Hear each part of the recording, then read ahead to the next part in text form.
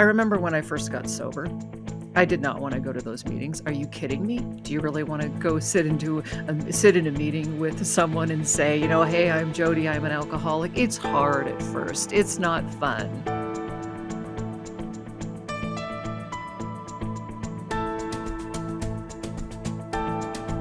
Hey friends, welcome to Genuine Life Recovery with me, Jodie Stevens. I am super glad that you are here.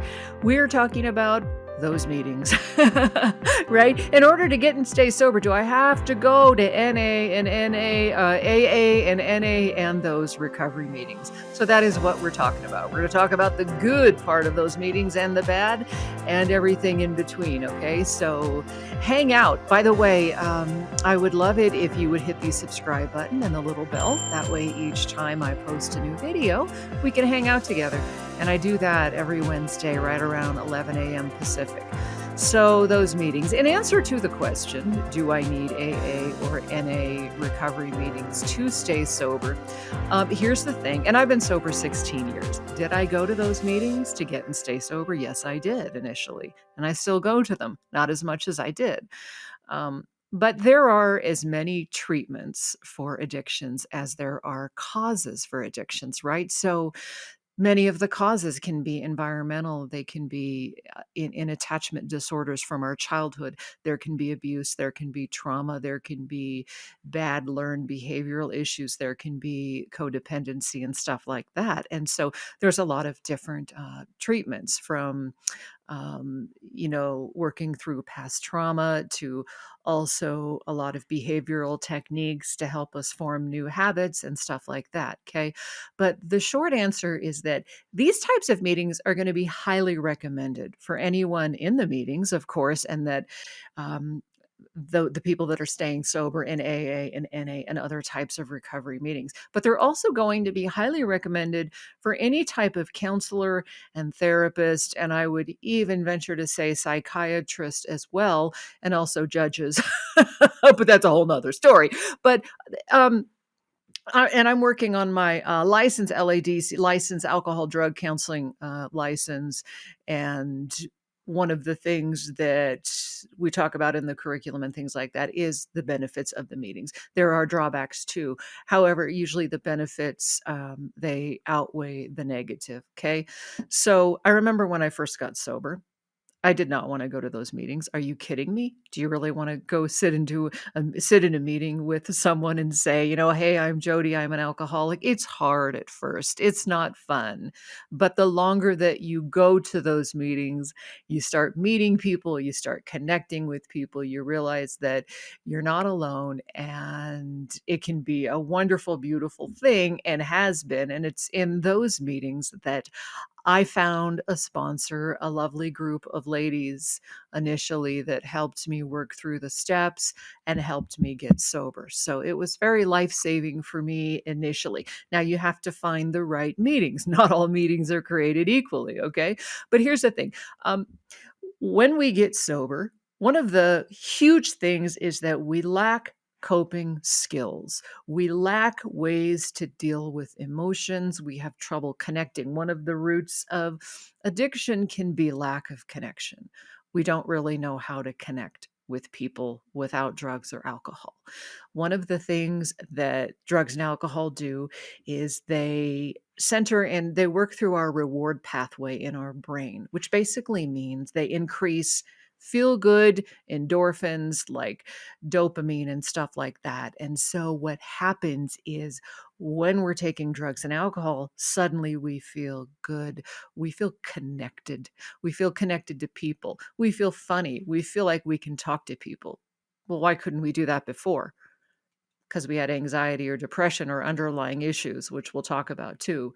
So you can see where once we take the alcohol away, we get into these meetings, we're able to slowly form these connections and rework the wiring in our brains so that because being connected and bonding also releases endorphins. Drugs and alcohol just mimic it, but they do it in such a massive way that you're releasing all these endorphins, then your body becomes dependent, then it backfires on you. It's very sinister. It's very evil what drugs and alcohol do to our brain to trick us, to make us think that we're actually connecting. But then you wake up the next day with a hangover. Maybe you don't even remember what happened.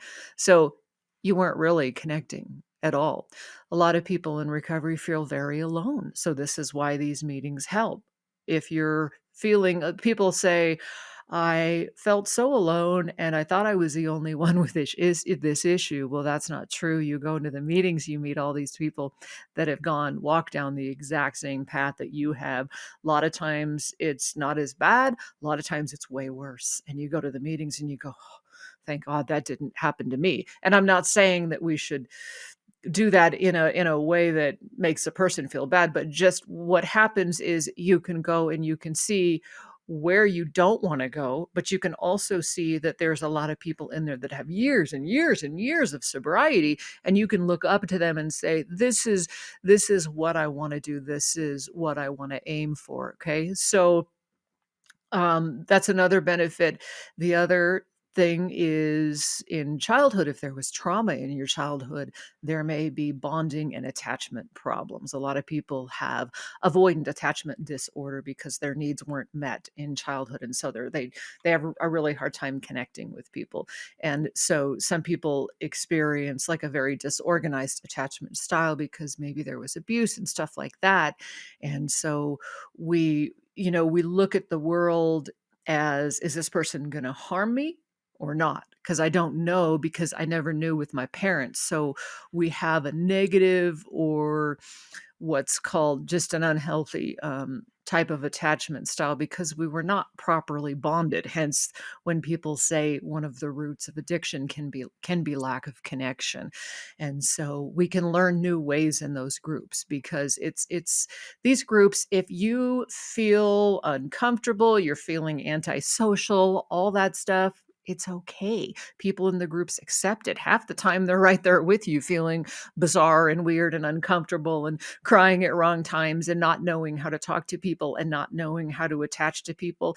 And you begin to work through this stuff with people in the groups, and then you can begin to look at the roots of your addiction and go, gosh, no wonder I'm drinking and using. I didn't have a chance with maybe the way I was raised, or the way my personality is, or the way my self-esteem is. And so as you stay sober and as you begin to connect with people, your self-esteem is going to increase too. So those meetings can help us with that. They can also help us learn better coping skills, because we're learning how to deal with people without substances, right? So we can learn better ways of dealing with conflict. We can have shared experiences, like I mentioned before, where we understand, oh, you did that too. Oh, I did that, that kind of a thing. So we realize that we're not alone. And better communication skills with one another. And a lot of times in those groups, particularly after the groups where we're talking with one another, we can work through and process difficult emotions. And we can do that in the groups when we find a sponsor. There's a lot of evidence that these groups can really help us in many areas of personal growth, like I just mentioned, and also getting encouragement from others that have been through similar situations. So, again, there are many, many, many reasons to go to these meetings, especially if you're new in sobriety. You need the support. The thing is, you're not going to be able to do it alone. We cannot do this alone.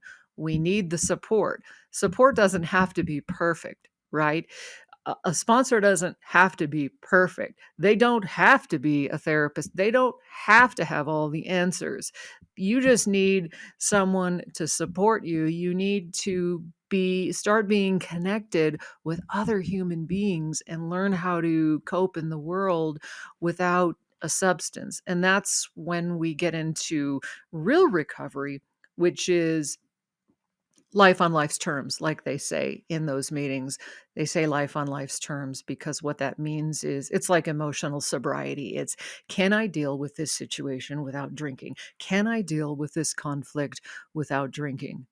The other thing with these meetings is, they say in AA, we tried to find an easier, softer way, but we could not. So what that meant for me was I tried to get sober on my own. I was like, okay, Lord, I'm a Christian. I love the Lord. And I figured, well, as a Christian, God is just going to heal me and I don't need to go to those meetings and do that stuff. Nope, because God's relational and he speaks through other people and he works through other people. That's just how he is. He doesn't come down and tell us what to do.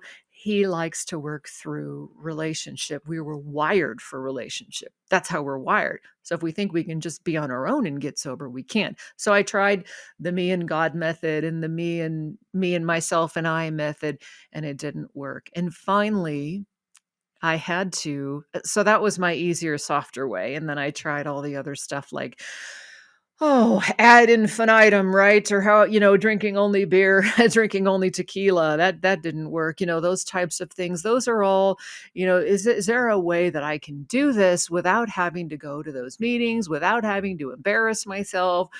The answer really is no. I mean, you can go into inpatient therapy or outpatient where it's more clinical, and you can go to a drug and alcohol therapist, which is what I'm working on, and those are really great suggestions too. Now, you don't have to go to these meetings, of course. You can stay sober without them, but they are highly recommended because, again, you want to be connected. You can also meet people in the meetings that don't drink because when you first get sober, most of your friends are probably drinking buddies. So you need healthy people to connect with and to help you develop skills to say no. Sometimes you have to even role play this stuff like, what am I going to do if my brother or, sometimes our family can trip us up or, Bob or whatever, or Jenny comes over and she wants to get high and, how am I going to do that? And if you have a healthy support system, it's going to be much easier. So again,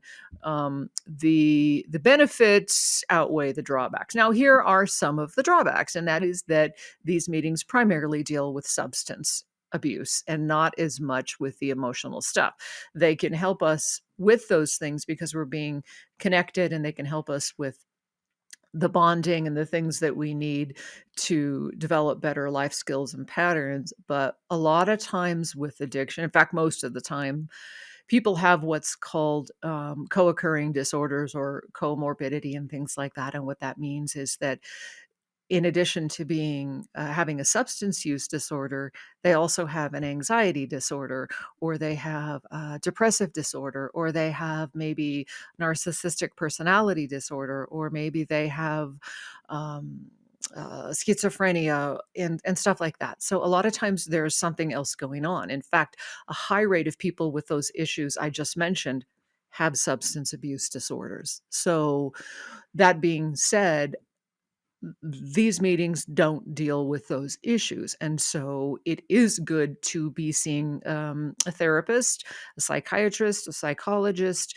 someone who can help you work through those. A psychiatrist is mainly going to help you with medication if you need medication, but a good therapist or a good drug and alcohol counselor that has some training in those things can definitely help you um, work through some of those things. Also, the other thing is that sometimes those meetings, you need to find the right meeting that fits you, especially when you're new in sobriety. So, for instance, we went to one the other night. It was in a pretty rough part of town. A couple of the guys had been in prison. One had gone, I think, for manslaughter, and there was some people there with some mental illnesses. Someone was kind of talking out loud in the back the whole time, and so for me, like, that's cool. That's pretty normal. I wasn't bothered by that, but I've been sober for 16 years. But if you're new, right? Let's say I send a young lady to a meeting who's brand new and she's, kind of cute, and she walks in totally freaked out. She might run away and never come back. So you do have to be mindful of the meetings you're going to. You have to keep that, like they say, keep an open mind, because some meetings are going to be a fit and some aren't. So this is where having a good counselor can help you, because they'll say, hey, look, maybe that meeting was a little weird for you. Don't give up. I usually tell young women that are single to go to women only meetings initially, because a lot of times they have bad boundaries and there can be predators. I mean, let's face it, you get sober from one addiction, now you're going to go to another addiction. So there can be boundary violations and those types of problems in those meetings. So if you're new, it helps to find a healthy meeting and a healthy group of people that can kind of protect you. I had some kind of freaky experiences when I remember I was in one meeting and I went to hug this guy and he would not let go of me. He was trying to cop a feel and oh my gosh, it was so freaky. And I was like, what are you doing? Complete boundary violations. So those can be some of the problems. I think a lot of the problems can be those sexual problems in the mixed meetings. So if you're a young lady, it can help to have a group of older women that can help you with some of that stuff.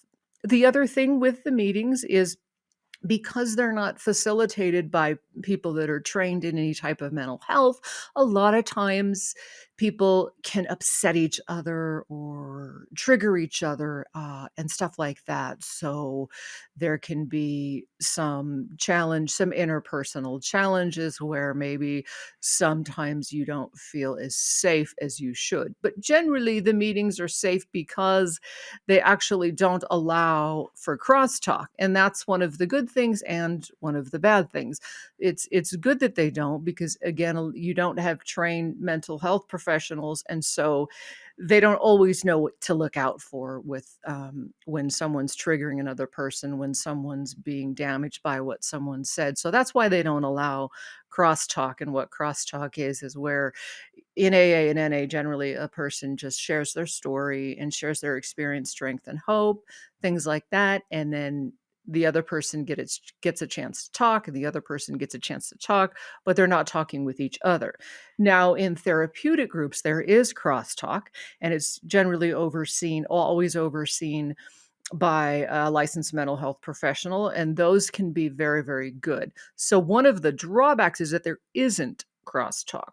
One of the great things about in and outpatient groups that are facilitated by trained professionals is that they can spot things like that, and so they allow for crosstalk. And the great thing about crosstalk is that you process issues together, you process emotions together. If Bob's pissing everyone off, the facilitator might say, everybody, how did it make you feel when Bob just called you all idiots or whatever? And so you can work through these issues, and you can go at each other a little bit and help each other and give each other advice within reason. And then there's a trained professional to kind of help you work through all that stuff. And it can be very, very, very, very healing, very therapeutic. My story is that I was very codependent. So people think if you're an addict, a lot of times that you can't be codependent, but that they're basically the same thing. So AA and NA don't typically deal with codependency issues. They deal with addiction. But a lot of addicts are codependent, because what codependency is it's a denial of self, right? And it's where we rely on people, places, things, and processes for our self-worth. So basically, codependency is lacking an internal locus of control. Everything happens outside of ourselves, our self-worth, our self-esteem. That's called an external locus of control. A lot of alcoholics have that. Hence, a lot of alcoholics are codependent.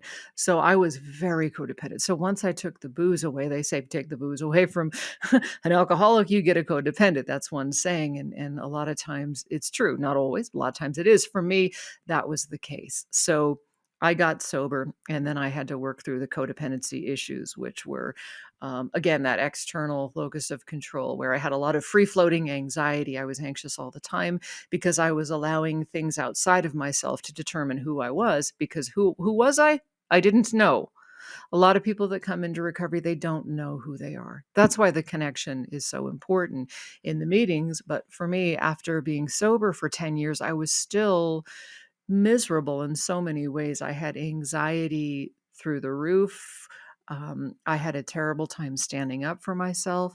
I had really low self-esteem, which translated into really low self-efficacy. And self-efficacy is the belief in our ability to do things. And so I had a lot of different problems that stemmed from my childhood and also being dyslexic. I was told I was stupid. I would never amount to anything. My parents didn't say this to me, but I had teachers that did. And now I'm working on my second master's degree, but I had to believe that I could do it and you could do it too. So one of the things about those groups is they helped with many things, but I needed more intensive therapy for a little while. I did therapy and then I had to be on some medication, some anti-anxiety depressants for a while to deal with certain things. And then I needed to learn what's called emotional sobriety, which is basically what they say in AA is dealing with life on life's terms. And so understanding my triggers and a lot of some of the really, really, really deep issues that were causing a lot of these codependency issues. And so I needed more than the groups were wonderful, but I needed a little bit more than that to get where I needed to go. So I hope that gives you some idea about these groups. Again, there are the good and the bad, but generally the good in the meetings is going to outweigh the bad. And again, you can't do this by yourself. So go to the meetings, find a good, healthy meeting, find a sponsor. And if you find that there's underlying issues, find a good therapist, because those two things together can be wonderful, because the one-on-one in therapy and helping you really work through your triggers and the things that are causing you to drink can be super helpful. And then having the group support and learning to connect with people, right? Because you can't just be in a one-on-one therapeutic relationship. You have to deal with life and you have to deal with people. And that's one of the wonderful things about the groups. So I would say yes to the groups, but again, there are other ways of getting treatment and getting help, but just make sure that you do get help and that you don't try to go it alone, because going it alone is always a recipe for failure. And God will be with you. Praise the Lord. If it weren't for God, I wouldn't have 16 years of sobriety and be doing the stuff that I do. So praise the Lord for that. I'd love to hear your thoughts on this. Yay, nay. Do you agree that going to meetings is good? Do you not like meetings? Love to hear your thoughts. And thanks for watching. Love to hear what you got out of the video. And I'd also love to send you my free sobriety resource. It's pretty cool. It's got links to the meeting locators, how to find a good sponsor, a lot of stuff like that, emergency helplines, things like that can be helpful to you or a loved one struggling with addiction. And you can email me for that and I'd be happy to send it to you. It is genuinelife@jodiestevens.org. And don't forget to hit the subscribe button and the little bell so that we can hang out every time I post a new video. And if you want to know the difference between substance addictions versus process or behavioral addictions, watch this video.